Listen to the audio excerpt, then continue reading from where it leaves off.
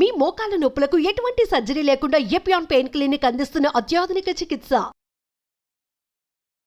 Sir మన videos కింద comment చేశారు సార్ ఒక క్వశ్చన్ అడగమని. ఆ క్వశ్చన్ మిమ్మల్ని అడగాలనుకుంటున్నాను. అంటే అసలు ఈ మధ్య సిమ్టమ్స్ లేకుండా అసలు చాలా వరకు కేసులు ఎక్కడో 100లో ఒకరికి ఇలా అవుతుందమ్మా అనుకునే కేసు ఏ సిమ్టమ్స్ లేకుండా అసలు ఫర్ ఎగ్జాంపుల్ లివర్ క్యాన్సర్ తీసుకున్నాం అనుకోండి, దానికి పర్టికులర్ సిమ్టమ్స్ లేకపోతే పర్టికులర్ పేషెంట్కి సిగరెట్ ఆల్కహాల్ కన్సప్షన్ ఎక్కువ ఉంటే అందుకే వచ్చిందయ్యా బాబు నీకు క్యాన్సర్ అని.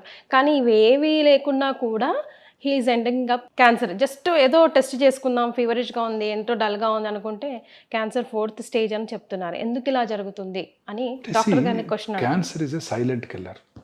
ఏ రకమైన సిమ్టమ్స్ కలిగించదే క్యాన్సర్. అందువల్ల ఎవరు రారు. నోట్లో పుండు ఉంటుంది, నొప్పి కలిగించదు. పెరుగుతూ ఉంటుంది, నొప్పి కలిగించదు. బ్లడ్ వస్తుంది, నొప్పి కలిగించదు. వైట్ అండ్ రెడ్ ప్యాచెస్ ఉంటాయి, నొప్పి ఉండదు. అందరూ అశ్రద్ధ చేస్తారు. And commonly effects people belonging to poorer sections of the society. హాస్పిటల్లో రావాలంటే వాళ్ళకు ఒక నొప్పి ఏదో ఉంటే తప్ప రారు వాళ్ళు. దాంతో నెగ్లెక్ట్ అయిపోతున్నారు. హెడేక్ వస్తుంది బ్రెయిన్ ట్యూమర్స్లో. హెడేక్ అందరికీ వస్తుంది. నాకు కూడా ఒకరోజు ఎక్కువ పని చేస్తే హెడేక్ వస్తుంది. పేషెంట్స్ ఎక్కువ చికాకు పడితే హెడేక్ వస్తుంది. ఎక్కువ టైం పని చేసినా ఎవరికైనా హెడేక్ రావచ్చు. విజువల్ డిస్టర్బెన్సెస్ ఉంటే హెడేక్ రావచ్చు. సైనస్ డిస్టర్బెన్స్ ఉంటే హెడేక్ రావచ్చు.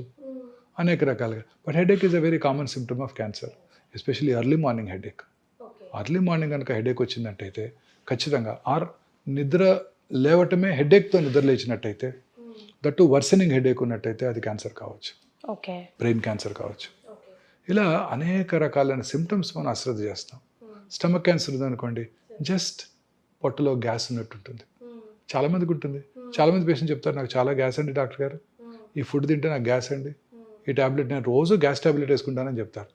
అంటే గ్యాస్ ట్యాబ్లెట్ అంటే ప్యాంటోప్రజాలు, రాబిప్రజాలు వేసుకుంటానని చెప్తారు. లేకపోతే ఓల్డెన్ డేస్లో ర్యాంటాక్. ఆ ర్యాంటాక్ వాడుతుంటే క్యాన్సర్ వస్తుందని సైంటిస్టులు ప్రూవ్ చేశారు. ర్యాంటాక్ని బ్యాన్ చేశారు కూడా. ఈ ప్యాంటోప్రజాలు హ్యాపీ కూడా ఇవి రెగ్యులర్గా అందరూ నేను వాడుతున్నానని చాలా గొప్పగా చెప్తారు.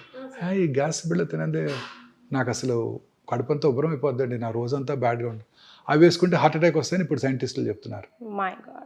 సో కడుపులో మంట రావటం, పొద్దున స్పైసీ ఇడ్లీ తిన్నాను, మసాలా దోశ తిన్నాను, దానివల్ల అనుకుంటారు తప్ప ఆ కడుపులో మంట స్టమక్లో ఉన్న క్యాన్సరస్ అల్సర్ వలన అని ఎవరు ఊహించారు కదా. అవును సార్. ఆనందం ఏంటంటే కొంచెం మింగుడు పడకపోవటం, మానని దగ్గు. స్మోకర్స్లో మానని దగ్గు ప్రతి సంవత్సరం ఉంటానే ఉంటుంది. లాస్ట్ ఇయర్ ఇలానే ఉంటుంది. డాక్టర్ దగ్గరికి వెళ్ళాను, స్కాన్ కూడా చేశారు, ఏమీ లేదన్నారు. ఇప్పుడు కూడా అదే ఉంటుంది. స్మోకర్స్ కాఫ్ అనుకుంటారే తప్ప లాస్ట్ ఇయర్ క్యాన్సర్ కాకపోవచ్చు, ఇప్పుడు క్యాన్సర్ అని వాళ్ళు అనుకోరు కదండి. సో ఇవన్నీ కూడాను వార్నింగ్ సిగ్నల్స్. లూజ్ మోషన్స్ అవుతాయి, ఆల్టర్నేట్ మోషన్స్ అండ్ కాన్స్టిపేషన్. మొన్న బావర్చీలో తిన్నాను అందుకే అయ్యింది, మన పెళ్ళికి వెళ్ళాను అక్కడ తిన్నాను అందుకే అయింది అనుకుంటారే తప్ప లోపల క్యాన్సర్ ఉందని అనుకోరు కదా. మోషన్లో బ్లడ్ పడుతుంది, very important warning signal of cancer. నేను కూడా ఈ సిమ్టమ్స్ చెప్పాక ఆయన సార్ ఇవన్నీ రోజు చూస్తూనే ఉంటాం కదా, మరి క్యాన్సర్ని ఎలా డిఫరెన్షియేట్ చేస్తాం? సిమ్టమ్స్ పర్సిస్ట్ అవుతున్నట్టయితే మినిమం సార్, అంటే అలా అని కాదు, కంటిన్యూస్గా బ్లడ్ వస్తుంది, ప్రతిరోజు వస్తుంది బ్లడ్, లూజ్ మోషన్స్ అవుతున్నాయి, రోజు ఒకసారి మోషన్కి వెళ్ళేవాడిని ఇప్పుడు 4 సార్లు వెళ్ళాల్సి వస్తుంది, ఒకరోజు కాన్స్టిపేషన్ వస్తుంది, ఒకరోజు టక్టక 4 మోషన్స్ అయిపోతున్నాయి, మోషన్లో బంకపడుతుంది, బ్లడ్ వస్తుంది, ఆఫుల్ స్మెల్ వస్తుంది. Important warning signal of cancer. Any deviation from our routine habits, మలమూత్ర విసర్జన అలవాట్లో మార్పు రావటం, అలాగే క్యాలిబర్ ఆఫ్ ద స్టూల్ తగ్గింది, స్టూల్ ఒక ఈ సైజులో వస్తుంది, క్యాలిబర్ తగ్గి టూత్పేస్ట్ లాగా బయటకు వస్తుంది, there could be an obstructing rectal cancer. Rectal tumour ఉన్నప్పుడు ఫీలింగ్ ఆఫ్ ఇన్కంప్లీట్ ఎవాక్యుయేషన్. మీరు మోషన్ ఫ్రీగా ఒకరోజు పాస్ చేశారనుకోండి పొద్దున్నే, you will have some very good satisfactory feeling ఉంటుంది కదా, చాలా హ్యాపీ ఫీల్ అవుతావు. మోషన్ ఫ్రీగా పాస్ చేసిన ఆ ఫీలింగ్ లేదు, లోపల ఇంకా మోషన్ ఉన్నట్టుంది. That is a very important warning signal of rectal cancer. అంటే ఆ ట్యూమర్ మన బ్రెయిన్ ట్యూమర్ని మోషన్గా పర్సీవ్ చేస్తుంది. ట్యూమర్ ఉంది రెక్టంలో, what does brain think? Brain doesn't know whether it's a tumour or a motion, solid motion. It still thinks there is some motion inside. ఆ ఖాళీ అనే ఫీలింగ్ బ్రెయిన్కి రాదు. అలాగే feeling of foreign body sensation in the throat, ఏదో foreign body ఉంది, మింగాము, ఇంకా కూడా అట్లే ఉంది. That is a very important warning signal of hypopharyngeal cancer. Voice disturbances, బొంగురు పోవటం, స్మోకరు బొంగురు పోయింది, కోల్డ్ వచ్చింది బొంగురు పోయింది. మొన్న ఒక ఇంజనీరింగ్ కాలేజ్ ప్రొఫెసర్ని చూశాను, ఇలా హోర్స్నెస్ వచ్చింది, టీచర్ ఆయన ప్రొఫెసర్ గారు. హోర్స్నెస్ రాగానే ఈఎన్టీ సర్జన్ దగ్గరికి వెళ్ళారు. ఈఎన్టీ సర్జన్ గారు పరీక్ష చేసి యాంటీబయాటిక్స్ ఇచ్చారు, కొంచెం రిలీఫ్ ఉండింది, హీ వాజ్ హ్యాపీ. మళ్ళీ 1 వీక్ తర్వాత మళ్ళీ అలానే వచ్చింది. మళ్ళీ డాక్టర్ దగ్గరికి ఎందుకు వెళ్ళాలి, ఆయన వేసుకున్నాడు అదే మందులు. అట్లా 4 మళ్ళీ ఈసారి మళ్ళీ ఇంకా ఉండింది. ఈ డాక్టర్ గారి మెడిసిన్ మనకు పడలేదని ఇంకో డాక్టర్ దగ్గరికి వెళ్ళారు. ఆ డాక్టర్ గారు ఏం చేస్తారు, మళ్ళీ ఫస్ట్ కదా ఆయనకి, మళ్ళీ ఆయన ఇంకో యాంటీబయాటిక్ పెట్టారు. అలా ఒక 4 వారాలు 5 వారాలు డిలే అయిపోయింది. స్టేజ్ 1 క్యాన్సర్ స్టేజ్ 3 అయిపోయింది. నేను మొత్తం వాయిస్ బాక్సే తీయాల్సి వచ్చింది ఆయనకి. చాలా కామన్ ప్రాబ్లం ఇండియాలో ఇది.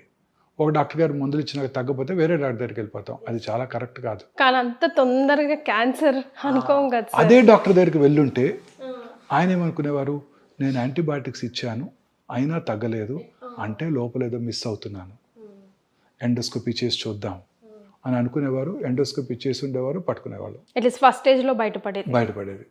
ఇది చాలా కామన్ ప్రాబ్లం అండి ఇండియాలో. ఇది మనం ఒక టెస్ట్ చేసామనుకోండి, కమర్షియల్ డాక్టర్ గారు అనుకుంటారు. ఈ మధ్య నాకు ఒక మంచి ఇన్సిడెంట్ జరిగింది. నాకు బాగా తెలిసిన ఆయన కొంచెం స్టమక్ క్యాన్సర్ లేట్గా వచ్చారు. ఏంటండి నేను మీకు తెలుసు కదా, ఏంటి సిమ్టమ్స్ అన్నీ మనకి ఆబ్వియస్గా ఉన్నాయి కదా, ఎందుకు లేట్గా వచ్చారన్న. I was very unhappy and I was very angry. లేదండి నేను గ్యాస్ట్రోఎంట్రాలజిస్ట్ని విజిట్ చేస్తూనే ఉన్నాను, వాళ్ళు పట్టుకోలేదన్నాడు. చూశాను ఆ గ్యాస్ట్రోఎంట్రాలజిస్ట్ ఎవరంటే నా క్లోజ్ ఫ్రెండ్. సరే ఈయన వెళ్ళిపోయినాక ఆయన ఫోన్ చేశాను, బ్రదర్ ఇలా నేను తిట్టుకుంటున్నాడు ఇప్పుడు అని. Immediately he told me good nothing to worry. ఏమన్నాను, నేను ఓపీకి వచ్చేసరికి 20 మంది ఉంటారు, ప్రతివాడు ఒకటే కంప్లైంట్, గ్యాసు కడుపులో మంట. వచ్చిన ప్రతి వారికి నేను ఎండోస్కోపీ చేశానంటే డాక్టర్ గారు పక్కా కమర్షియల్ గొట్టం వేసి 3,000 తీసుకున్నారంటాడు. సో ఫస్ట్ మెడిసిన్స్ రాస్తాను, తగ్గలేదు రెండోసారి వస్తారు, మార్చి రాస్తాను, ఇంకా తగ్గలేదంటే అప్పుడు ఎండోస్కోపీ వేస్తాను. మనకి ఎంత అనుమానంగా ఉన్న ఒక టెస్ట్ రాయాలంటే భయంగా ఉంటుంది. ఈ trust between doctor and patients has gone. Why is that happening sir now it is? కానీ చాలా చోట్ల కూడా ఇది ఒక నిజంగా please accept sir. See madam, there are black sheep everywhere. పొలిటీషియన్స్లో కానీ, డాక్టర్స్లో కానీ, లాయర్స్లో కానివ్వండి, జర్నలిస్ట్లో కానివ్వండి. So health is something which you can't afford to mistake. ఒక్క టెస్ట్ ఎక్స్ట్రా రాయాలంటే భయంగా ఉంటుంది. చాలాసేపు కన్విన్స్ చేసి రాయాల్సి వస్తుంది, ఎంతో కన్విన్స్ చేసి రాయాల్సి వస్తుంది. అంటే పేషెంట్స్ దగ్గర కూడా ఇన్సూరెన్స్ లేదు, ఓన్గా పే చేసుకోవాలి, medical cost are going up very very high. All these machines అండి what we import cost us in millions. The Petamar what we brought for the first time, it costed us $4 million, 32 crores. On top of it 38% customs tax కట్టాలి గవర్నమెంట్కి ఇక్కడికి రావాలంటే, ఆ machine ఇండియాకి రావాలంటే. They are prohibitively expensive. మీరంతా కూడా పిల్లలంతా కూడా మీరు 50 to 1 crore ఇన్సూర్ చేసుకోవాలి. రాబోయే మెడిసిన్స్ అంతా కూడా ఇదే కాస్ట్లీ ఉండిపోతున్నాయండి. అంకాలజీలో కాదు, మిగతా వాటిలో కూడా అన్నీ కూడా మోనోక్లోనల్ యాంటీబాడీస్ వచ్చేస్తున్నాయి, టార్గెటెడ్ థెరపీస్ వస్తున్నాయి. They are prohibitively expensive beyond the reach of a rich man, common man కాదు. అండ్ అవన్నీ కూడా మనం ఇంపోర్ట్ చేసుకోవాలి. వాటికి పేటెంట్ లాస్ అప్లై అవుతాయి. మనం India is a signatory to patents treaty that to protect intellectual property rights. దాన్ని GATT treaty అంటారు, general agreement on trade and tariff. 94లో సైన్ చేసాం ఇండియా. సో అందువల్ల ఆ మాలిక్యూల్స్ని మనం తయారు చేయకూడదు. సో ఫస్ట్ 10-15 years వాళ్ళు ఎంతకి వాళ్ళు ఇస్తే అంత కొనుక్కోవడమే మనం. సో అందువలన ఈ హెల్త్ కేర్ కాస్ట్ బాగా పెరిగిపోతున్నాయి అన్నమాట. సో అలాగే క్యాన్సర్లో కూడా ఇంకా అనేక రకాలైన మనకి ప్రివెంటివ్ మెజర్స్ ఉన్నాయండి క్యాన్సర్లో. లైఫ్ స్టైల్ ఫ్యాక్టర్సే కాకుండా ఇంకా చాలా ఉన్నాయండి. ఫర్ ఎగ్జాంపుల్ అందులో ముఖ్యమైనది జెనెటిక్ ఫ్యాక్టర్స్. యాంజెలినా జోలీ పేరు విన్నారు కదా, మిస్ యాంజెలినా జోలీ. 2011లోనే అంటే 13 years బ్యాక్ వారు 2 బ్రెస్ట్లు 2 ఓవరీలు తీయించేసుకున్నారు. She was positive for BRCA1 BRCA2 mutations, gene mutations positive ఉండబట్టి. ఏ ఏజ్లో చేసుకోవాలి సార్ అట్లా టెస్ట్లు మనం? అదే దానికి డెఫినెటివ్ ఇండికేషన్స్ ఉన్నాయి. Hereditary breast ovarian cancer syndrome, ఆ 2 పాజిటివ్ ఉంటే 100% బ్రెస్ట్ క్యాన్సర్ వస్తుంది, 90% ఓవేరియన్ క్యాన్సర్ వస్తుంది. సో ముందే తీయించేసుకున్నారు. దట్స్ బెటర్ అంటారా sir? Suggestible. That is called risk reduction surgeries. So చాలామంది స్త్రీల్లో ఎర్లీ ఏజ్లో బ్రెస్ట్ క్యాన్సర్ వచ్చినప్పుడు, ఓవేరియన్ క్యాన్సర్ వచ్చినప్పుడు వాళ్ళు జెనెటిక్ టెస్టింగ్ ఇండియాలో ఇప్పుడు అవైలబుల్గా ఉంది. ఒకప్పుడు 3.5 లక్షలు ఉండేది, ఇప్పుడు 7-8 వేలకు చేసేస్తున్నారు. చేయించుకోవడం ద్వారా ఆ క్యాన్సర్ అవటాన్ని, ఈ జన్యుపరమైన మ్యూటేషన్ ఈ స్త్రీలో ఉందా లేదా తెలిసిపోతుంది. తద్వారా మనం రిస్క్ రిడక్షన్ సర్జరీ చేసుకోవడం ద్వారా క్యాన్సర్ రాకుండా చేసుకోవచ్చు. అసలు ఎలా తెలుసుకోవాలి సార్ మన జీన్లో ఉందా లేదా? Blood test, simple blood test. Okay, ఆ అనుమానం అసలు ఎప్పుడు రావాలి? ఇప్పుడు నేనున్నాను, నాకు అనుమానం అంటే ఇండికేషన్ మీకు మీ దగ్గర ఫ్యామిలీలో మీ own family members, first degree రిలేటివ్స్లో ఓవేరియన్ క్యాన్సర్ పేషెంట్, ఎంగేజ్లో ఓవేరియన్ క్యాన్సర్ రావటం, ఎంగేజ్లో బ్రెస్ట్ క్యాన్సర్ రావటం, బైలేటరల్ బ్రెస్ట్ క్యాన్సర్ రావటం, మేల్ బ్రెస్ట్ క్యాన్సర్ రిలేటివ్ ఉండటం. మేల్ ఎస్ మెన్లో క్యాన్సర్ వస్తుందండి, breast cancer. Is it sir? Yes 100%. నేను ఎక్కడో చదివాను కానీ అనుకున్నాను. లేదండి, మగవాళ్ళు కూడా బ్రెస్ట్ క్యాన్సర్ వస్తుంది. మన దగ్గర ఉన్నాయా sir? So many cases. Oh my god. See breast cancer రావడానికి ముఖ్యమైన risk factor feminine gender. But మెన్లో కూడా బ్రెస్ట్ గ్లాండ్స్ ఉంటాయి, ఎట్రోఫీ అయిపోతాయి, వాళ్ళలో కూడా క్యాన్సర్ వస్తుంది. సో అందుకని మెన్ కూడా వాళ్ళ నిప్పుల కింద ఏరియాల కింద లంప్ ఉన్నట్టయితే అశ్రద్ధ చేయకుండా ఆంకాలజిస్ట్ చూపించుకోవడం మంచిది. అండ్ ప్రోగ్నోసిస్ ఈ సేమ్, అర్లీగా డయాగ్నోస్ చేస్తే తొందరగా క్యూర్ అవడానికి అవకాశం ఉంది. మెన్లో ఫ్యాట్ ఉండదు కాబట్టి డైరెక్ట్గా మజిల్లోకి వెళ్ళిపోతుంది, సో తొందరగా పాకిపోతుంది. సో చాలా కేర్ఫుల్గా ఉండాలి. ఇవన్నీ చాలా ఇంపార్టెంట్ అండి. ఎన్విరాన్మెంటల్ ఫ్యాక్టర్స్ ఆల్రెడీ మాట్లాడేసాము. తర్వాత ఫ్రెష్ ఫ్రూట్స్, వెజిటబుల్స్ డిస్కస్ చేసాము. Regular exercise very important. ఊబకాయం ఉన్న వాళ్ళందరిలో కూడా క్యాన్సర్ ఉంటుంది. లీన్ బాడీ మాస్ మెయింటైన్ చేసినట్టయితే క్యాన్సర్ రాకుండా చేసుకోవచ్చు సన్నగా ఉండేవాళ్ళు. కానీ ఇంకొకది ఉంది, సన్నగా పొడుగ్గా ఉండే స్త్రీల్లో బ్రెస్ట్ క్యాన్సర్ ఇన్సిడెన్స్ పొట్టిగా ఉండే వాళ్ళకన్నా ఎక్కువ అంట. హైట్ పీపుల్నే కదా సార్ అందరూ ఇష్టపడతామా? మళ్ళీ ఇదో ట్విస్ట్ మళ్ళీ ఎందుకు సార్ అలాగా? We really don't know, these are epidemiological data. Okay. So అలాగే ఇంకొన్ని జెనెటిక్ ఫ్యాక్టర్స్ ఉన్నాయండి. ఫెమిలియల్ ఎడినోమెటస్ పాలిపోసిస్ కోలి అంటారు. అంటే వాళ్ళలో మొత్తం రెక్టం అంతా కూడా పాలిప్స్ ఉంటే క్యాన్సర్గా మారుతాయి. సో అలా ఆ ఎఫ్ఏపి జీన్ ఉన్నవాళ్ళు ముందుగానే కోలను తీయించేసుకున్నట్టయితే టోటల్ ప్రాక్టోకలెక్టమీ, క్యాన్సర్ రాకుండా చేసుకోవచ్చు. తర్వాత కొన్ని రకాల థైరాయిడ్ క్యాన్సర్స్ ఉన్నాయి. Medullary carcinoma thyroid, RET gene అంటారు. ఆ రెడ్ జీన్ ఉన్న వాళ్ళలో చిన్నప్పుడే ఫస్ట్ 1 year లోపలే వాళ్ళు కనుక థైరాయిడెక్టమీ చేసేస్తే ఆ క్యాన్సర్ రాకుండా చేసుకోవచ్చు. కానీ చాలా అలర్ట్గా ఉండడం ఇవాళ రేపు చాలా ఇంపార్టెంట్ కదా సార్? అవునండి. తర్వాత ఈ చాలామంది స్త్రీలు కొన్ని రకాల హార్మోన్స్ తీసుకునేవాళ్ళు ఇంత ముందు కాలంలో. హార్మోన్ రిప్లేస్మెంట్ థెరపీ అనేవారు. ఎర్లీగా మెనోపాజ్ వచ్చిన వాళ్ళు ఆ మెనోపాజ్ సిమ్టమ్స్ని అవాయిడ్ చేయడానికి చాలా కామన్గా, నేను కెరియర్ స్టార్ట్ చేసినప్పుడు 20 years back it was very commonly used this thing, estrogen pills, combined estrogen progesterone pills for to prevent post menopausal side effects. ఇప్పుడు అవన్నీ కూడా క్యాన్సర్ రావడానికి దోహదం చేస్తాయి. అలాగే అనేక రకాల ఇన్ఫెక్షన్స్ కూడా క్యాన్సర్ రావడానికి దోహదం చేస్తాయండి. For example human papillomatous virus in women, HPV virus. ఈ హెచ్పివి వైరస్ మన కోస్టల్ ఆంధ్రప్రదేశ్, తమిళనాడు, ఒరిస్సాలో ఎక్కువగా ఉంటుంది. హ్యూమిడ్ ఎన్విరాన్మెంట్లో ఎక్కువగా వ్యాప్తి చెంది క్యాన్సర్ రావడానికి దోహదం చేస్తుంది. సో దానికి వ్యాక్సిన్ కనుక వేయించుకున్నట్టయితే ఆ క్యాన్సర్ రాకుండా చేసుకోవచ్చు. సో ఇప్పుడు వ్యాక్సిన్స్ తీసుకోవచ్చా సార్? ఈ క్యాన్సర్కి, సర్వైకల్ క్యాన్సర్కి పిల్లలందరూ 10 ఏళ్ళు రాగానే ఫస్ట్ ఆ వ్యాక్సిన్ ఇచ్చేసినట్టయితే 10 yearsకి స్మాల్ పాక్స్ని, పోలియోని ఎట్లా ఎరాడికేట్ చేసామో ఈ క్యాన్సర్ని కూడా మనం ఎరాడికేట్ చేసుకోవచ్చు.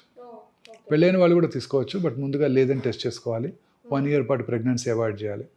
45 years లోపల అందరిని కూడా నా government recommends vaccine. Okay, for cervical cancer. అలాగే హెపటైటిస్ బి వైరస్, ఆ వైరస్ ఇన్ఫెక్షన్ ఉన్న వాళ్ళలో సిరాసిస్, పోర్టల్ హైపర్టెన్షన్ వచ్చి వాళ్ళలో కూడా లివర్ సెల్ క్యాన్సర్ వచ్చే అవకాశాలు ఎక్కువ ఉంటాయి. సో అందుకని ఇప్పుడు అఫ్కోర్స్ మన యూనివర్సల్ ఇమ్యునైజేషన్ ప్రోగ్రాంలో ఇప్పుడున్న పిల్లలందరికీ హెపటైటిస్ వైరస్ వ్యాక్సిన్ ఇచ్చేస్తున్నారు.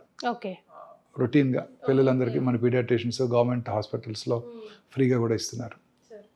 తర్వాత ఇంకొకటి ఎప్స్టీన్ బార్ వైరస్ అని ఉంది, నార్త్ ఆఫ్రికాలో చాలా కామన్. ఇది వాళ్ళలో లింఫోమాస్ వచ్చే అవకాశాలు ఎక్కువ ఉంటాయి. హెచ్ఐవి ఉన్న వాళ్ళందరికీ కూడా క్యాన్సర్ వస్తుంది. అదే గిఫ్ట్ అంటే మళ్ళీ ఇంకో గిఫ్ట్ ఫాలో చేస్తారు. హెచ్ఐవి ఉన్న వాళ్ళందరూ క్యూర్ అయిపోతుంది. ఇప్పుడు హెచ్ఐవికి ఎఫెక్టివ్ ఎఫిషియంట్ మేనేజ్మెంట్ వచ్చేసింది. ఆ లాంగ్ టర్మ్ హెచ్ఐవి ఉన్న వాళ్ళలో ఇమ్యూనో డెఫిషియన్సీ ఉంటుందండి. ఇమ్యూనో డెఫిషియన్సీ ఉన్న వాళ్ళలో క్యాన్సర్స్ వస్తాయి. మన బాడీలో రెగ్యులర్గా మ్యూటేషన్స్ జరుగుతుంటాయండి. ఆ మ్యూటేషన్స్ కొన్ని క్యాన్సర్కి లీడ్ చేస్తాయి. But body has its own innate capacity to break that chain. అంటే ఆ మ్యూటేషన్ జరిగినప్పుడు ఆ మ్యూటేషన్ని నల్లిఫై చేసే ఎఫెక్ట్ మన బాడీకి ఉంటుంది. ఆ ఎఫెక్ట్నే మనం ఇమ్యూనిటీ అంటాం కలోక్యల్గా, రోగ నిరోధక శక్తి అంటాం తెలుగులో. ఈ ఇమ్యూనిటీ బాగున్నప్పుడు కరోనా రాదు, క్యాన్సర్ రాదు.